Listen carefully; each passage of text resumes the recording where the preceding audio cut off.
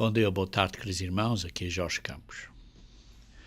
Num concurso de palestradores, vários concorrentes se apresentaram para esta competição e foram dados, um pouco antes de começar as suas palestras, foram dados temas para as palestras. Imediatamente após isso, depois foram decididos, através de um tipo de lotaria, quem é que seria o primeiro a dar a sua palestra e quem seria o segundo e assim adiante.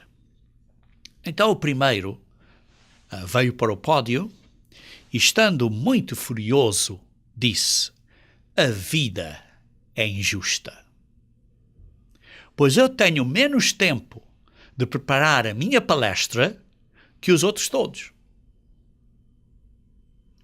E assim, numa explosão de fúria e raiva, ele deixou o pódio de palestradores e saiu do concurso. Queridos irmãos,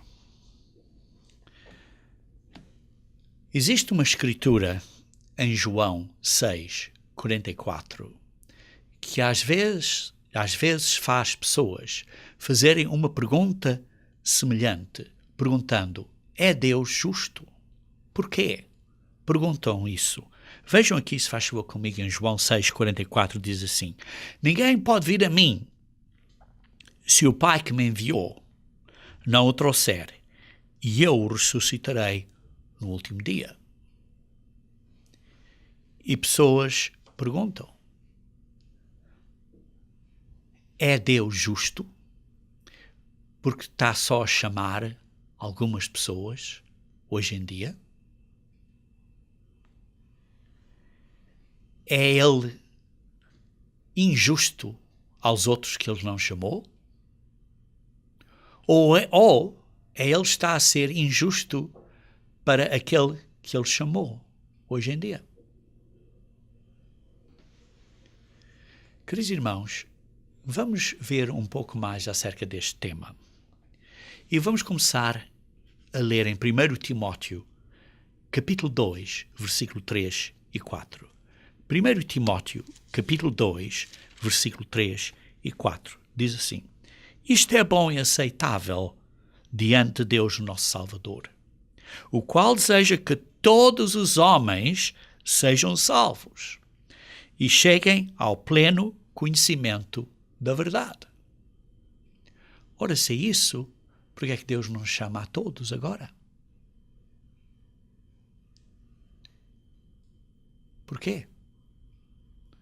Porque o mundo todo, hoje em dia, vê-se que o mundo todo está num desastre. A grande maioria das pessoas, na verdade, não são verdadeiros, bons cristãos. Simplesmente não são. Mas vejam aqui uma outra escritura, em Romanos, capítulo 11. Em Romanos, capítulo 11, Paulo está a escrever aqui aos Romanos, e diz aqui um ponto interessante. Vejamos no versículo 25, diz assim: "Porquanto não quero, irmãos, que ignoreis este mistério." Estamos a falar aqui de um mistério. "Para que não sejais presumidos em vós mesmos, que veio endurecimento em parte a Israel." Quer dizer, estas pessoas, ele está até a falar aqui dos israelitas, tiveram um coração endurecido e por isso é que não entendem. Até que haja entrado a plenitude dos gentios. Quer dizer que uma grande parte de israelitas não foram chamados, não têm a mente aberta, não conseguem entender a verdade. E, por isso, estão endurecidos. Isto é um mistério. Até que haja entrado a plenitude dos gentios. E assim, todo Israel será salvo. Queridos irmãos, isto é um mistério que as pessoas não entendem. É um mistério. Ora, se estas pessoas na vida têm o coração endurecido até a plenitude dos gentios ter entrado, então, essas pessoas que foram endurecidas, um dia, diz assim, serão salvas. Quer isso dizer, então, que há duas chances, que há duas oportunidades, uma agora e outra mais tarde? Vejam, por exemplo, no versículo 23. Diz assim, porque Deus a todos encerrou na desobediência. Deus a todos encerrou na desobediência, a fim de usar a misericórdia para com todos. Queridos irmãos, o Evangelho, a boa nova do reino de Deus, é um mistério ao mundo. É um mistério ao mundo. Vejam como é que Paulo descreveu isto em 1 Coríntios, capítulo 15. 1 Coríntios, capítulo 15. Começar a ler do versículo 1. Irmãos, venho lembrar-vos o Evangelho que vos anunciei, o qual recebestes e no qual ainda perseverais. Por ele também sois salvos, se retiveres a palavra tal como vos-la preguei, a menos que tenhas querido em vão. Antes de tudo vos preguei que o que também recebi, que Cristo morreu pelos nossos pecados, segundo as Escrituras, e foi sepultado e ressuscitou ao terceiro dia, segundo as Escrituras. Então vemos aqui algumas coisas. Primeiro vimos que as pessoas só podem vir a Deus se são chamadas por Deus. Vimos que uma grande quantidade de israelitas tiveram o coração encerrado para não entenderem. O desejo de Deus é para que todos sejam salvos. E depois lê-se aqui que Cristo morreu pelos nossos pecados, segundo as Escrituras, e foi sepultado.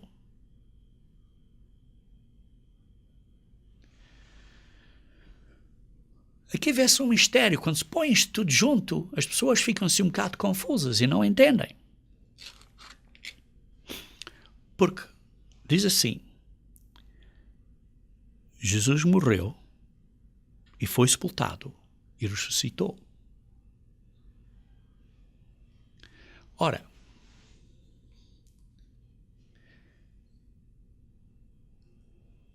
Jesus Cristo ressuscitou. Se não tivesse sido ressuscitado, estava ainda morto. O que é que as pessoas pensam hoje em dia? Qual é a maneira das pessoas pensam que é o Evangelho? Ou as pessoas pensam, que vão para o céu. Ora, depois de morrer vão para o céu. Ora, se vão para o céu depois de morrer, é porque estão vivas. Estão a viver no céu. Estão no céu a olhar para as pessoas. Quer dizer que a alma nunca morreu. Ora, se a alma nunca morreu, não é necessário haver ressurreição. Ao fim de contas, quando Jesus Cristo morreu, a alma dele tinha ido logo para o céu para que ser ressuscitado.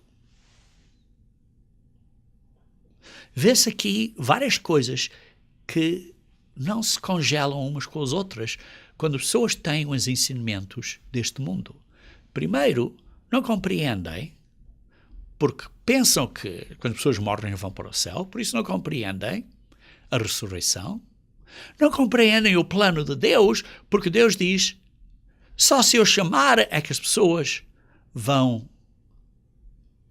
vêm para Cristo, vão ser verdadeiros cristãos. E depois lemos em Romanos, isto é um mistério. Um mistério. Sim, isto é um mistério. Então vamos descrever isto um bocadinho melhor. Vamos continuar a ler aqui em Coríntios. Em Coríntios, no versículo 12, diz assim: ora, se é corrente pregar-se que Cristo ressuscitou dentre os mortos, como, pois, afirmam alguns dentre vós que não há ressurreição de mortos? Queridos irmãos, se as pessoas estão a dizer que Cristo ressuscitou dos mortos, que é o que nós lemos na Bíblia, é o que nós cremos, como é que há alguns que dizem que as pessoas, quando morreram, estão no céu?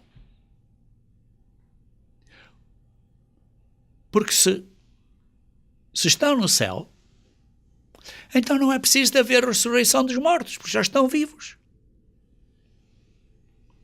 Vejam também o versículo 16. Porque se os mortos não ressuscitam, se os mortos não de facto estão mortos e precisam de ressuscitar para vir a viver, também Cristo não ressuscitou. Porque Cristo, quando morreu, já tinha ido para o céu, não precisava ser ressuscitado.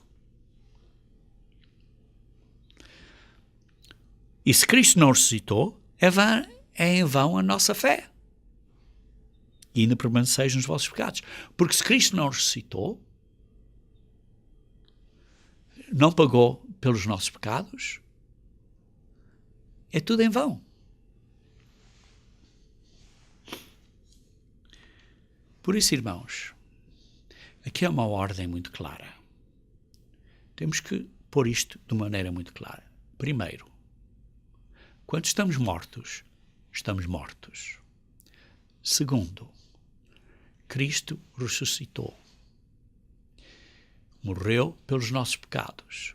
Cristo ressuscitou. A maioria das pessoas não sabem a verdade. E por isso morreram. E estão mortas. Não estão no céu, não estão no inferno, estão mortas. Têm esperança? Têm. Porquê? Porque lemos que as mentes deles, os corações deles estavam fechados, estavam encerrados, não podiam entender. Porque só podiam entender se fossem chamados por Deus. Então Deus é injusto, porque só chamou alguns, porque só demonstra e só alguns chegam a entender a verdade agora. Está Deus a ser injusto para os outros? Não. Não. Porque vejam aqui no versículo 20 de 1 Coríntios 15. Mas de facto Cristo ressuscitou dentre os mortos, sendo ele a primícia, sendo ele o primeiro dos que dormem, dos que faleceram e que estão a dormir. Foi ele o primeiro que acordou. Os outros ainda estão a dormir. Visto que a morte veio por um homem, também por um homem veio a ressurreição dos mortos. Por um homem veio a morte. Por Adão veio a morte. Todos mortos. Estão todos a dormir. Por um homem, Jesus Cristo, veio a ressurreição, o primeiro que foi ressuscitado. Versículo 22. Porque assim como em Adão todos morrem, assim também todos serão vivificados. Isto é, ressuscitarão. Voltarão a viver. Estão a dormir. Todos vão ser vivificados em Cristo. Cada um, porém, por sua própria ordem. Há uma ordem, há uma sequência. Cristo, a primícia, o primeiro. Depois os que são de Cristo, à sua vinda. Os verdadeiros cristãos, aqueles que foram chamados à sua vinda. E depois virá o fim, os outros do fim, quando ele entregar o reino ao Pai, e essa parte do fim, e as outras pessoas serão ressuscitadas e então virão a entender.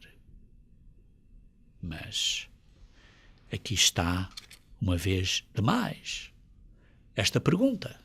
Está a Deus ser injusto àqueles que ele não chamou?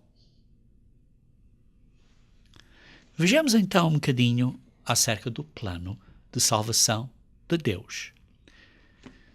E o plano de salvação é explicado, é demonstrado pelos dias santos de Deus. Levíticos 23 descreve os dias santos de Deus, todos. E vejamos então em Levíticos 23, começando no versículo 5, diz assim: no primeiro mês, aos 14 do mês, ao crepúsculo da tarde, é a Páscoa do Senhor. No dia 14 deste primeiro mês é a Páscoa. A Páscoa representa Cristo morrer por nós. Morreu por nós no dia da Páscoa. Morreu numa quarta-feira. As profecias dizem que ele esteve no sepulcro 3 dias e 3 noites. Lê-se isso claramente. Temos vários guias de estudo que vos ajudam a entender esse ponto. Esteve 3 dias e 3 noites nesse sepulcro. Ressuscitou então, 3 dias e 3 noites depois de ter sido sepultado. Foi sepultado antes do pôr do sol, na quarta-feira dessa semana, e ressuscitou então ao sábado, ao fim do sábado, antes do pôr do sol, ao fim do sábado dessa semana. E por isso a ressurreição dele foi no sábado. Isso é importante nós entendermos que a ressurreição dele foi no sábado. Depois, continuando aí, lê-se um bocadinho mais acerca do que acontece durante os dias de Pães Asmos. Vejam aqui no versículo 10. Fala aos filhos de Israel e diz-lhes: quando entrares na terra que vos dou e sagares a sua messe, então trareis um molho das primícias da vossa messe ao sacerdote, esse moverá o molho perante o Senhor, para que sejais aceitos no dia imediato ao sábado. Então, tira o molho das primícias desta cevada. E então tira um molho e faz um movimento desse molho, que é uma certa quantidade de molho que ele tinha aí, uma quantia exata. E então esse molho era movido perante o Senhor no dia imediato ao sábado, isto é, no domingo, perante o Senhor, para que nós sejamos aceitos. Vê-se aqui, primeiro, que a oferta do molho não foi no dia da ressurreição. Por isso o molho não representa a ressurreição, mas é para que nós sejamos aceitos. É para que nós sejamos aceitos. Depois, continuando a leitura aqui no versículo 15, diz assim: contareis para vós outros desde o dia imediato ao sábado, desde o dia em que trouxeres o molho da oferta movida. Isto que representa Jesus Cristo apresentando-se ao Pai no primeiro dia da semana, depois da sua ressurreição, que foi no dia anterior, para que nós sejamos aceitos. Isto é, Jesus Cristo abriu o caminho de reconciliação para nós e, por isso, para nós podermos ser aceitos perante o Pai. Mas depois diz assim: contareis 7 sábados. No dia imediato ao sábado, contareis 7 sábados. A palavra hebraica aí é sábados inteiros serão completados. Isto é, 7 semanas inteiras são completadas. Do domingo até ao sábado, são 7 sábados, são 7 semanas inteiras, até um dia imediato ao 7º sábado. Contarei 50 dias. São 7 semanas, 7 vezes 7 são 49, e o dia imediato, que é no próximo domingo seria então 50 dias, o dia de Pentecostes. Contar 50. Das vossas moradas trareis 2 pães para ser movidos de 2 dízimas, de 1 efa de farinha serão, levedados se cozerão, são primícias ao Senhor. As primícias, os primeiros frutos, são por isso aceitas perante o Senhor. Porquê? Porque está ligado ao período da oferta do molho durante os dias asmos, que Jesus Cristo se apresentou ao céu para nós sermos aceitos, e agora, 50 dias depois, somos aceitos. Porquê? Porque Jesus Cristo reconciliou-nos com o Pai, e Jesus Cristo foi ao Pai, e ao fim de 50 dias, no dia de Pentecostes, nos mandou o Espírito Santo, que foi a promessa do Pai. Como lemos em Atos capítulo 1, Atos 1, versículo 4, diz assim: E comendo com eles, determinou-lhes que não se lhe ausentassem de Jerusalém, mas que esperassem a promessa do Pai, a qual ele disse: de mim ouvistes. E depois vejam, porque João, na verdade, batizou com água, mas vós sereis batizados com o Espírito Santo. Sim, vocês já receberam o batismo da água, mas o batismo do Espírito Santo ainda está para acontecer, e vocês têm que esperar por esse dia, o dia de Pentecostes. E depois leiam um bocadinho mais adiante, no versículo 8, diz assim: mas recebereis poder. Vocês vão receber poder ao descer sobre vós o Espírito Santo. E sereis minhas testemunhas, tanto em Jerusalém como em toda a Judeia. Receberão poder. E depois, continuando um bocadinho mais adiante, no capítulo 2, diz assim: ao cumprir-se o dia de Pentecostes. O dia de Pentecostes foi cumprido. Não é que chegou um dia de Pentecostes como qualquer outro dia de Pentecostes, uma vez por ano, mas este foi o dia em que se cumpriu o significado do dia de Pentecostes. Foi completado, foi cumprido. Isto é, de repente veio do céu um som, como um vento impetuoso, e encheu toda a casa onde estavam assentados. E vê-se que receberam o Espírito Santo. Vejam no versículo 4, todos ficaram cheios do Espírito Santo. E depois vejam no versículo 16 e 17, que diz assim: mas o que eu quero é o que foi dito por intermédio do profeta Joel, e acontecerá nos últimos dias, diz o Senhor, que derramarei o meu Espírito sobre toda a carne, vossos filhos e vossas filhas profetizarão, vossos jovens terão visões e sonharão vossos velhos, e até sobre os meus servos e sobre as minhas servas derramarei o meu Espírito naqueles dias. É o dia em que as pessoas são aceitas perante Deus, porque recebem o Espírito Santo e por isso foram aceitas para poderem receber o poder de Deus. São aceitas. Isto é um acontecimento grande, porque é um acontecimento em que pecadores, como você e eu, estamos arrependidos, batizados e depois recebemos o batismo do Espírito Santo, quando recebemos a unção das mãos. Também acabamos de ler em Levíticos 23, 17, como se lembram, que eram 2 pães, representando talvez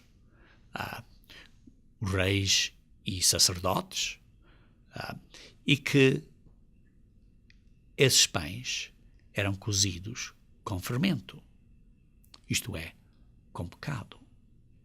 Nós somos pessoas que temos pecado e temos que nos arrepender desse pecado. E por isso, nós somos, digamos assim, somos gerados como primícias de Deus. Isso é o que Tiago, capítulo 1, versículo 18, nos diz. Tiago, capítulo 1, versículo 18. Vejam comigo, se faz favor. Tiago, capítulo 1, versículo 18. Diz assim: pois, segundo o seu querer, ele nos gerou pela palavra da verdade, para que fôssemos como que primícias das suas criaturas. Ele nos gerou, quando? Quando recebemos o Espírito Santo, nos gerou como as primeiras das suas criaturas, das criaturas que vão ser verdadeiros filhos e filhas de Deus quando nascerem de novo. Queridos irmãos, vemos aqui uma linkagem. Primeiro, como os dias santos de Deus estão ligados um ao outro, com um significado que se acumula. Primeiro a Páscoa, o sacrifício de Jesus Cristo, ligado depois aos dias asmos e sermos aceitos.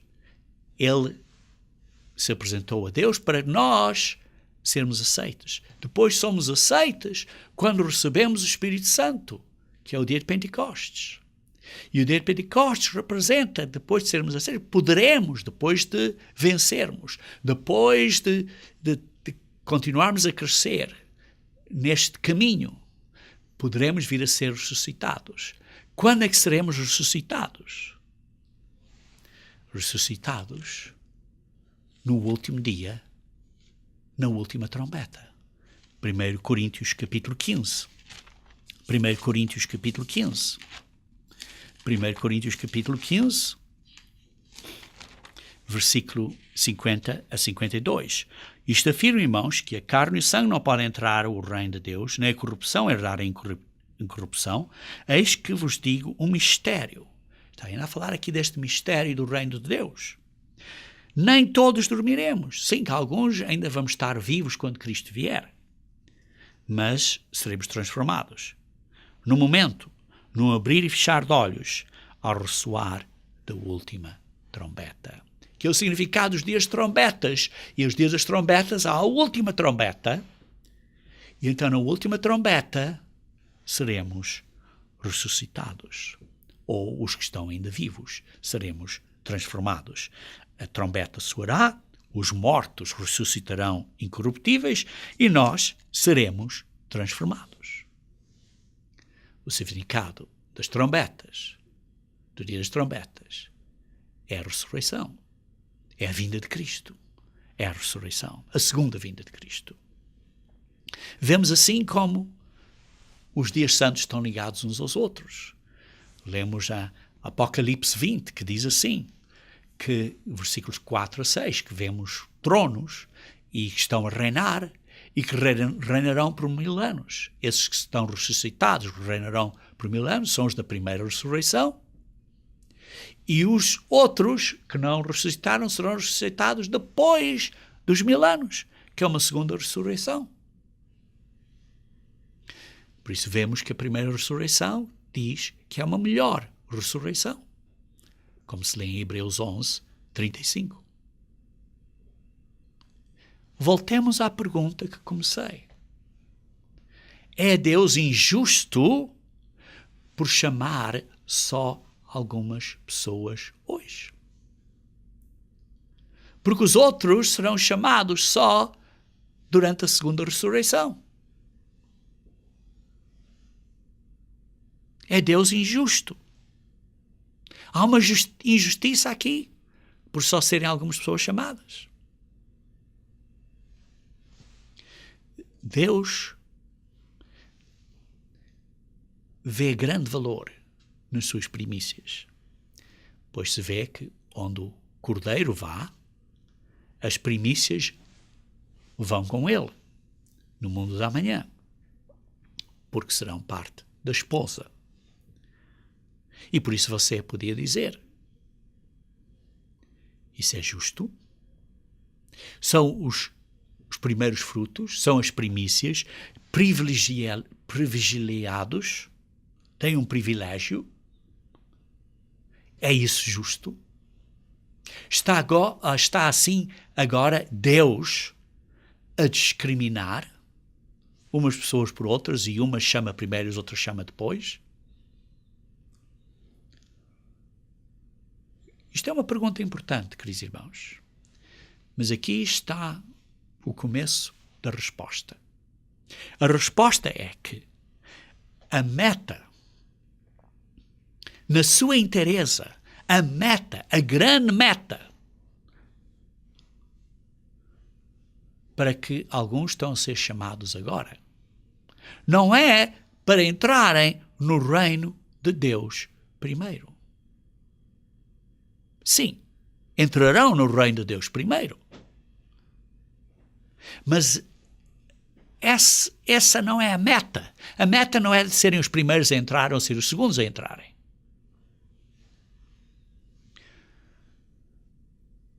Deus não tem favoritos. As primícias não são favoritos de Deus.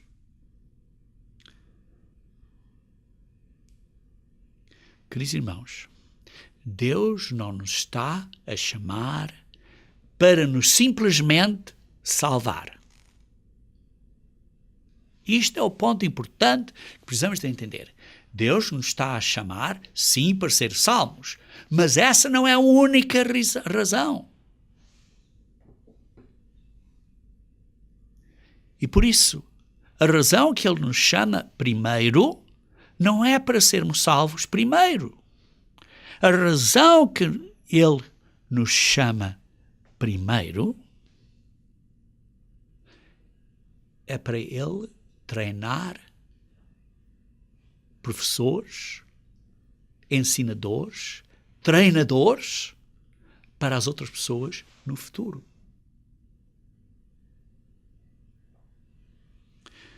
Deus é amor, queridos irmãos. E a lei de Deus é amor. É de carinho e cuidado para com os outros, para o bem de todos. E Deus ama a humanidade inteira. Como lemos em João 3,16, Deus tanto amou o mundo que deu ao mundo o seu único filho. Então o que se passa? O que se passa é o seguinte. Vamos ver agora no início. No início, em Gênesis capítulo 1, versículo 26 e 27. No início, Gênesis capítulo 1, versículo 26 e 27. Diz assim: também disse Deus, façamos o homem à nossa imagem conforme a nossa semelhança.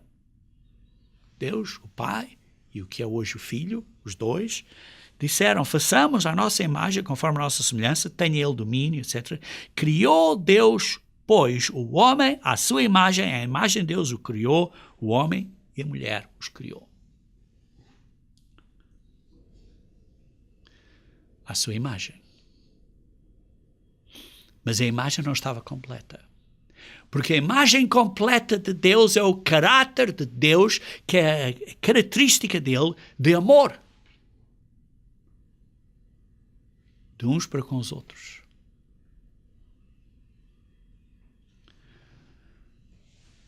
E o homem tem falhado nisso. Tem tido um fracasso nisso. Vejam, por exemplo, capítulo 2, versículo 7. Então formou o Senhor Deus,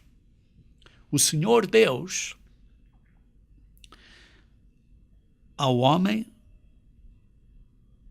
do pó da terra e lhe soprou nas narinas o fôlego de vida, e o homem passou a ser alma vivente. O homem passou a ser uma alma. Isto é um ser vivo. Não é que o homem tem uma alma, o homem passou a ser uma alma. Passou a ser um ser vivo. Quando uma pessoa está morta, já não é uma alma vivente, não é um ser vivente. É morto. Mas Deus respirou, soprou nas narinas o fôlego da vida. Isto é o espírito do homem no homem. Soprou ao homem a capacidade do homem poder pensar como uma pessoa humana, poder ter discernimento e sabedoria, poder ter a capacidade de julgar entre uma coisa e outra e fazer uns julgamentos e decisões, ter capacidade de apreciar música e arte, ter a capacidade de ser criativo e criar coisas, fazer coisas. Mas o homem foi raptado por Satanás. Porque Satanás injetou para dentro da mente humana um espírito de rebelião. E o mundo tem vivido todo debaixo desse espírito de rebelião, dessa mente carnal. E todos nós estado sujeitos a esse espírito e essa fraqueza da carne. Então Jesus Cristo veio, na primeira vinda, para nos salvar individualmente, para nos perdoar os pecados, porque deu a sua vida por nós. E por isso, sim, deu a sua vida por nós. Mas na sua vinda, primeira vinda, também ele se qualificou para ser nosso Rei. Na segunda vida, Jesus Cristo vem não só para nos salvar individualmente, mas para salvar o mundo inteiro. E então, não para qualificar como Rei, mas para reinar como Rei. Por isso, na primeira vinda, abriu o caminho de salvação. Na segunda vinda, vai salvar o mundo inteiro. Na primeira vinda, qualificou-se para ser Rei. Na segunda vinda, vai reinar. Como é que ele vai reinar? Qual vai ser o propósito dele para reinar?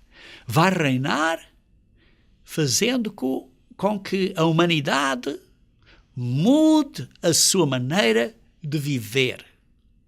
Porque a humanidade foi raptada por Satanás e está a andar num caminho de vida que é de rebelião. E Deus, Jesus Cristo, vem para reinar, para fazer com que nós mudemos a nossa maneira de viver. Isso é a responsabilidade dele de ser sumo sacerdote, para mudarmos a maneira de viver. Então o que há errado com o mundo hoje em dia? O mundo hoje em dia, o que está errado no mundo é a maneira com que vivemos, que é a maneira de ganhar para mim mesmo, de ganância, a maneira de arrogância, ganância, eu sou o número 1. E por isso a nossa natureza humana tem fraquezas da carne, e essas fraquezas da carne são influenciadas por Satanás e pela sociedade. Então Jesus Cristo vem para, com a sua grande comissão, para fazer o quê?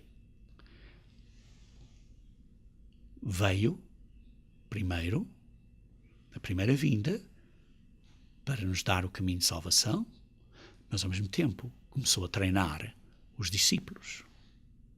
E depois deu uma grande responsabilidade aos discípulos de fazer o quê? De ensinarem mais discípulos. Vejam comigo em Mateus 28. Mateus 28.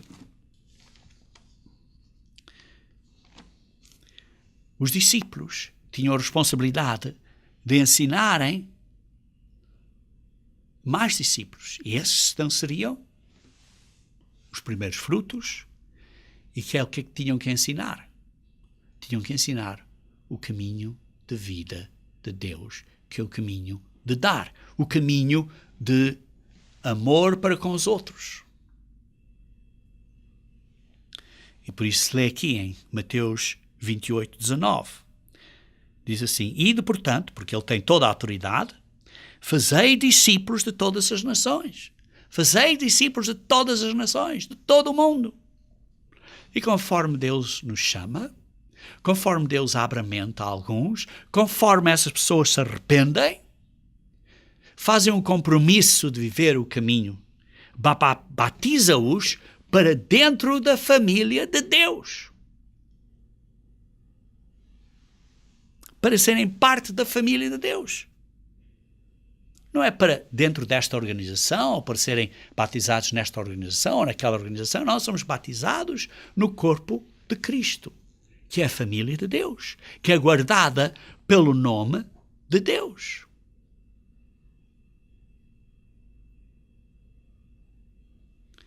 Queridos irmãos, por isso é que diz, somos batizados para dentro dessa família, que é o Pai, que é quem nos chama, que é o Filho que nos dá o caminho de salvação, até por causa do Filho que podemos ter o caminho de salvação, a remissão dos nossos pecados pelo seu sangue, e temos o poder do Espírito Santo para vencermos. E com a chamada do Pai, com o perdão do Filho e com o poder que recebemos, que foi a promessa do Pai, que Jesus Cristo nos mandou, então podemos ser parte da família de Deus.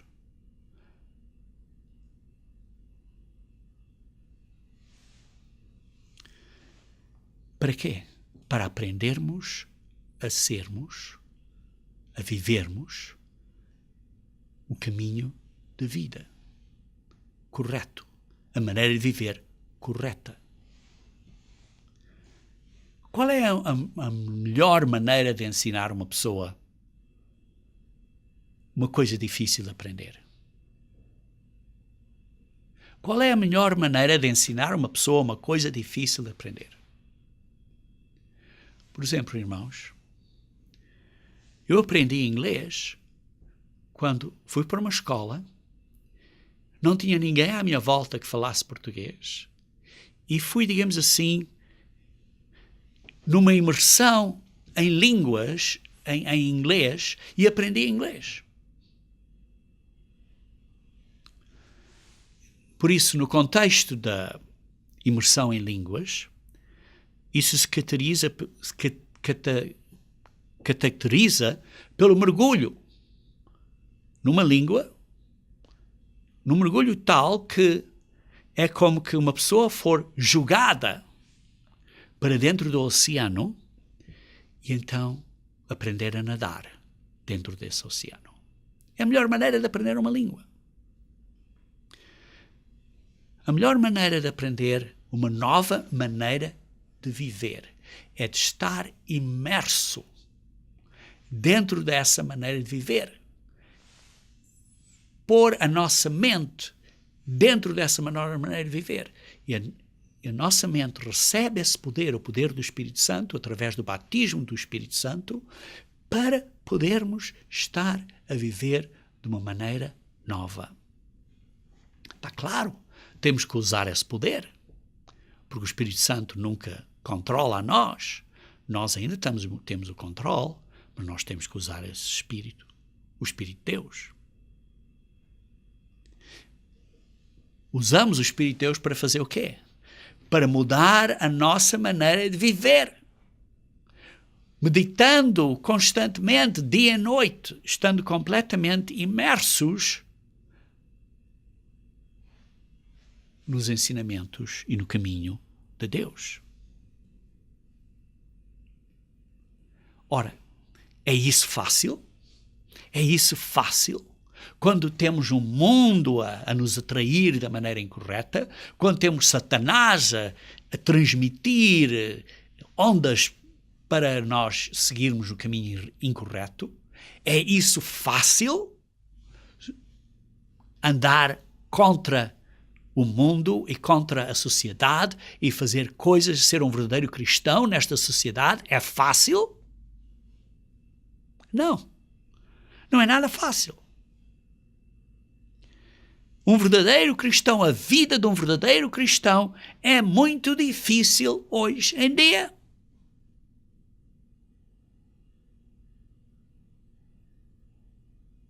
Então, a pergunta é: Deus injusto por nos chamar quando é mais difícil? Podia nos ter chamado quando era mais fácil. Viramos então a questão de pernas para o ar, não é? As pessoas dizem, Deus é injusto porque só está a chamar os outros mais tarde. Então podemos virar a questão do outro lado e dizer, é Deus injusto porque nos está a chamar quando é mais difícil.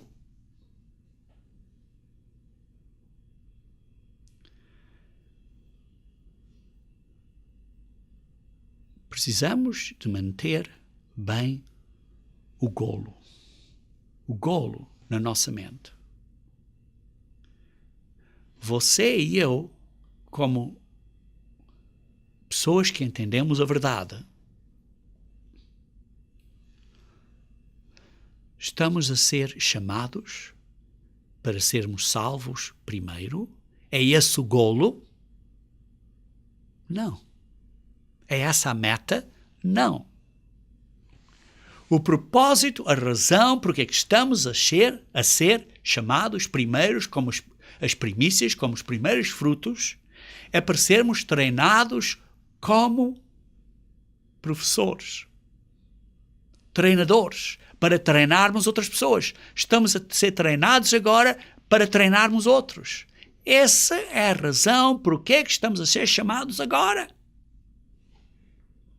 E por isso, quando Jesus Cristo vier como Rei dos Reis e Sacerdote dos sacerdotes, ou Senhor dos Senhores, nós seremos reis e sacerdotes debaixo de Jesus Cristo.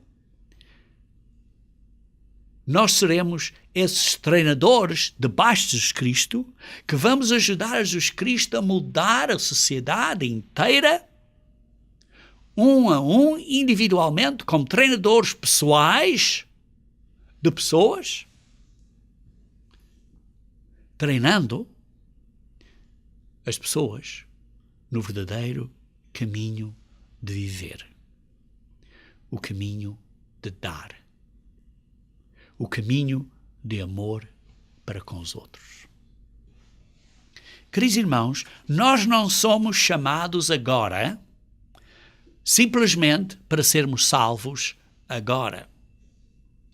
Mas nós somos chamados agora para sermos estudantes, para sermos discípulos, para aprendermos, para fazermos, para pormos o caminho de Deus interno dentro de nós, para que nós possamos aprender de maneira tal para que depois possamos ensinar a outros. Queridos irmãos, nós somos chamados para uma missão especial. Nós somos chamados para ser professores, treinadores de outras pessoas, para que possamos treinar a outros. E por isso, a Igreja de Deus é a nossa escola espiritual.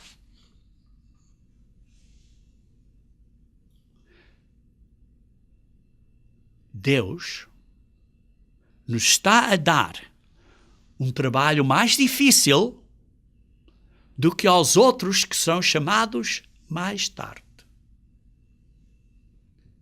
Vocês lembram-se a história com que eu comecei o meu sermão hoje, a dizer que este concurso de palestradores, e este homenzinho foi selecionado para ser o primeiro palestrador, e depois disse, a vida é injusta porque eu tive menos tempo.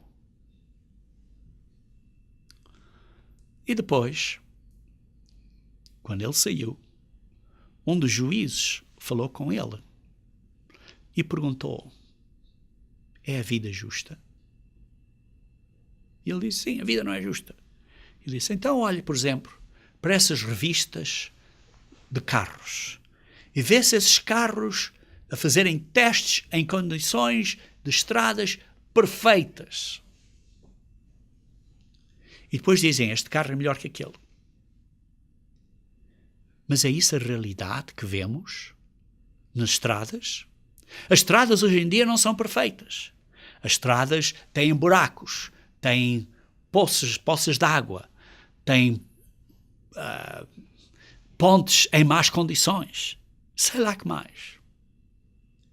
E por isso, o melhor carro é aquele que vence essas condições difíceis.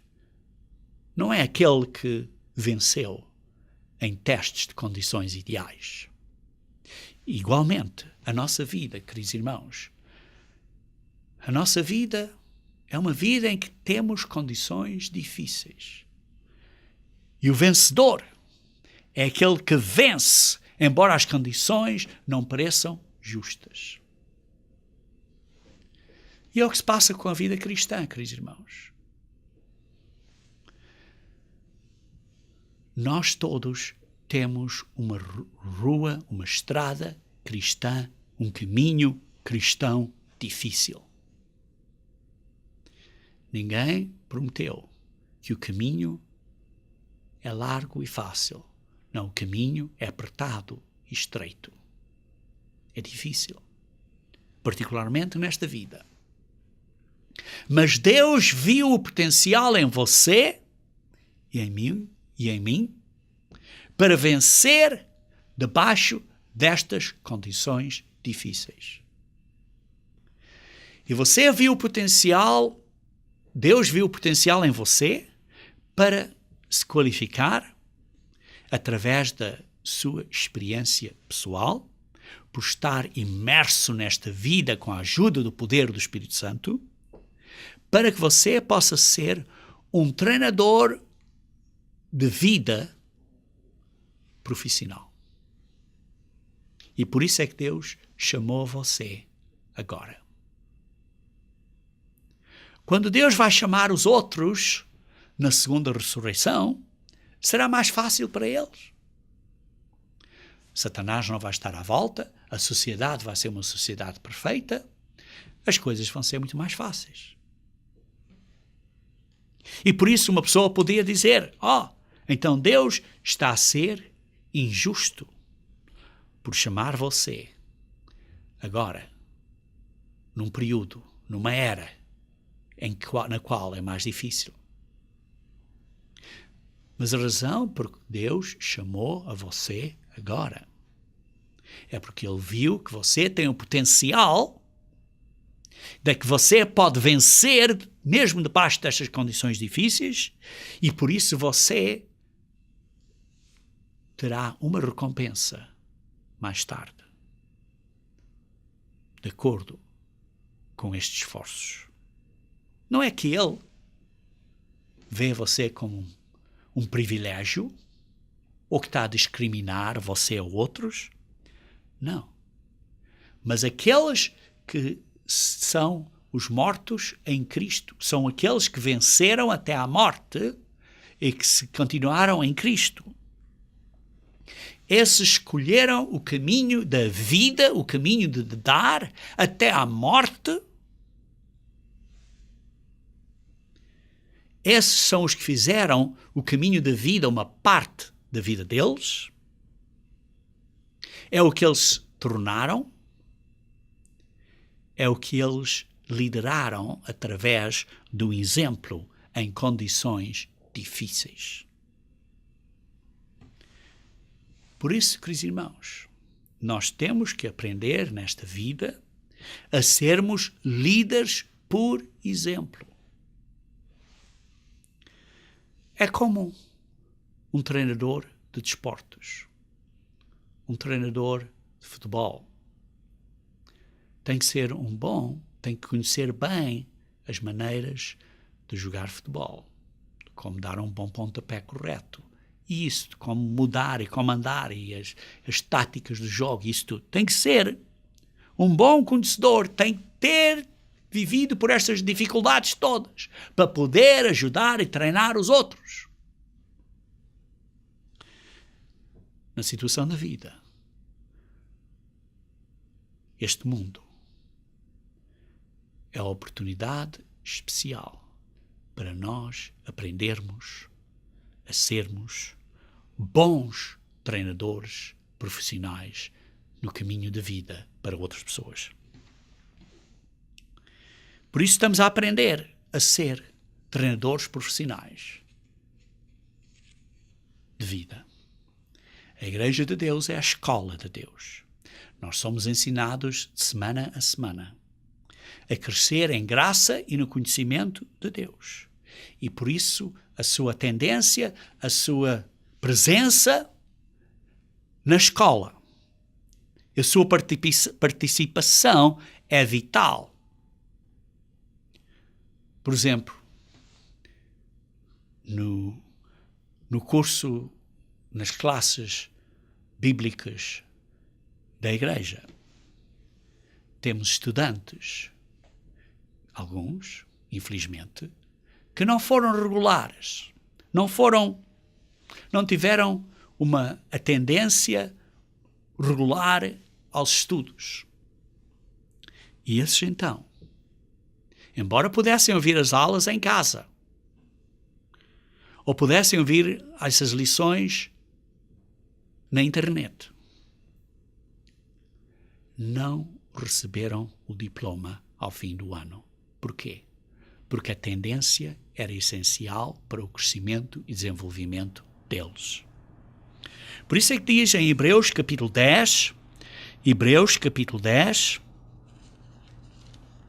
versículo 24 e 25, diz assim: consideremos também uns aos outros para que nos estimularmos ao amor e às boas obras. Como é que podemos ser treinados a ter a prática de estimular uns aos outros a boas obras se não tivermos ao lado outras pessoas a praticar isso? Não deixemos de congregarmos como é o costume de alguns. Queridos irmãos, quando temos a oportunidade de nos congregar como verdadeiros cristãos, devemos de usar essa oportunidade.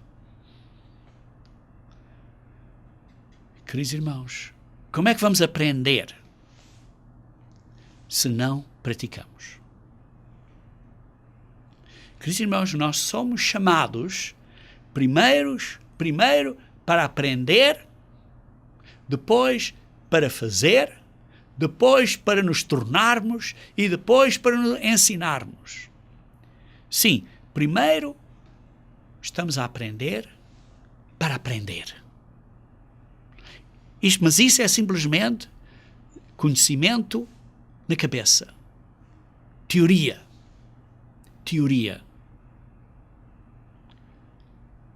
Mas sem ser prática, sem ser praticada, é como os fariseus, tornamo-nos hipócritas. Depois, além disso, de aprendermos a teoria, precisamos de a fazer, precisamos de a praticar.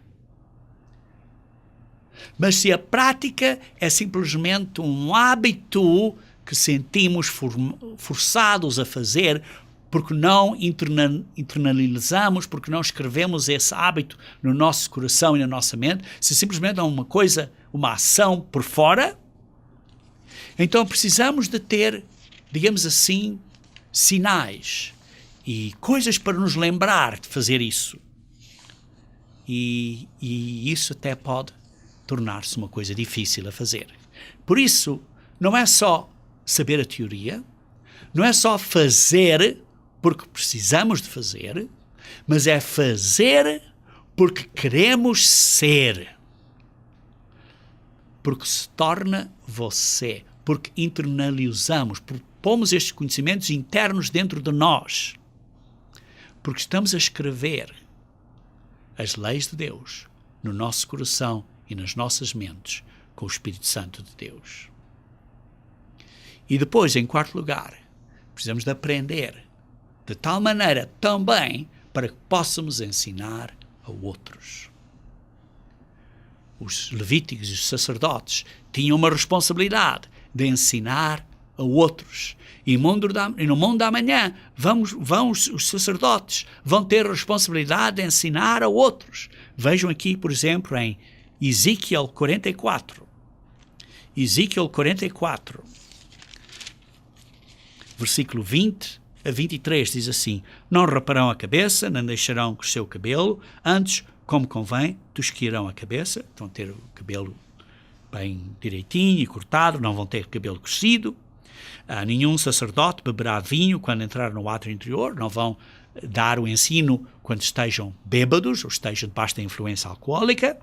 Não se casarão nem com viúva, nem com repudiada, mas tomarão virgens da linhagem da casa de Israel ou viúva que o for de sacerdote. Por isso vão conduzir a vida de uma maneira justa, moralmente correta.